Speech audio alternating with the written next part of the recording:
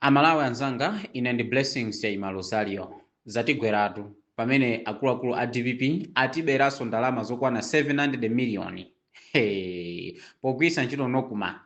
Ndi anokuma abwera akutiuza ife kunena kuti akuti apangidwa haki ndipo ndalama zazipereka ku akaunti yolakwika ya ku America imene wanapasidwa ma transaction amene amayendesa kutiona kupusa kutiona kudontha kodi Amalawi mationa ngati zinyala right.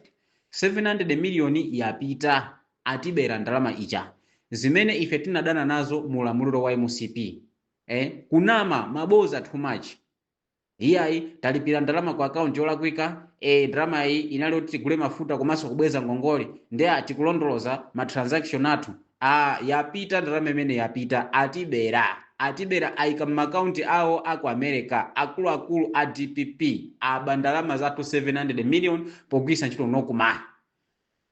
Apanga madiru ndi akuluakulu a Nokuma aba ndalama testing akufuna ayione kuti kodi nkhani imeneyi ipanga bwanji kukonzekera zazikulu zote atiphamulire ziko munomo kukonzekera MCP inati yambadi chonchi kumatula 750 million kukapereka ku butchery akukasakasaka fertilizer later on tinaona athabo jakaka Nyirenda akuthamanga iya ndalama ija tidapereka kolakwika koma tikuyesesa kuti ibwezedwe pokuti pa nthawi anangolengeza kuziko ndalama ija yabwezedwa ife sitinayione tu Amalawi yotuluka yo tinayiona koma yobwera kuti yabwerera choka kumene inaliko sitinayione.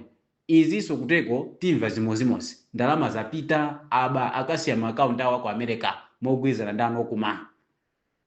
Ndiye tikufuna tikuuze inu a MCP kuti inu a MCP inu ndi munali ndi mavuto ambiri.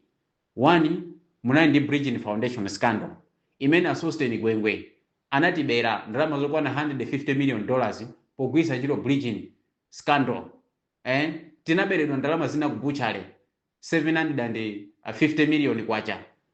Imene athabo chikaka Nyirenda ananama kuti yabwezedwa. Tinabedwa ndalama zina zimene zidaperekedwa ati ku pharmacy kukasakasaka fertilizer. Inu a MCP maskando akuluakulu just to mention a few koma inuyo ndi muli ndi zambiri. Ndiye inuyo simuli wefe kuti mbwere mulankhulepo maskando amene akuluakulu a DPP apanga boba 700 million pogwiritsa ntchito Nokuma. Inuyo simuli wefe ndipo mukhale chete. Tisiyeni ife amene tili qualified kulankhulapo pa zimenezi tilankhule koma inu a MCP nonse mukhale chete. Musatutane ukapanga press briefing, musatutane ukapanga china chilichonse kamena kutuma ma activists anu a MCP azilankhulapo zimenezi. Inuyo simuli qualified ndipo simuli wefe chifukwa inu ndi mwapanga zonyasa nziko muno ndipo mwaba ndipo musayekeze kulankhula ajese kabwira kumene muliko tisakuone ni mutatutana ndi azenzanu ulendo ukapanga press briefing. Mukamapita ukapanga press briefing mubwerese 150 million dollars imene munatibera nziko muno pogwiritsa ntchito Bridging Foundation. Mukuona ngati ayiwala sitinayiwale. Musa segule kukamwa pa nkhani imene tisireni anthu ife titokote tisireni anthu ife tisake justice tisireni anthu ife tiona nawo chochita koma ino a MCP ndi musayerekeze. Tinakuuzani kale kunena kuti kulephera kwa DPP sikuti ni mafeva anu ayi.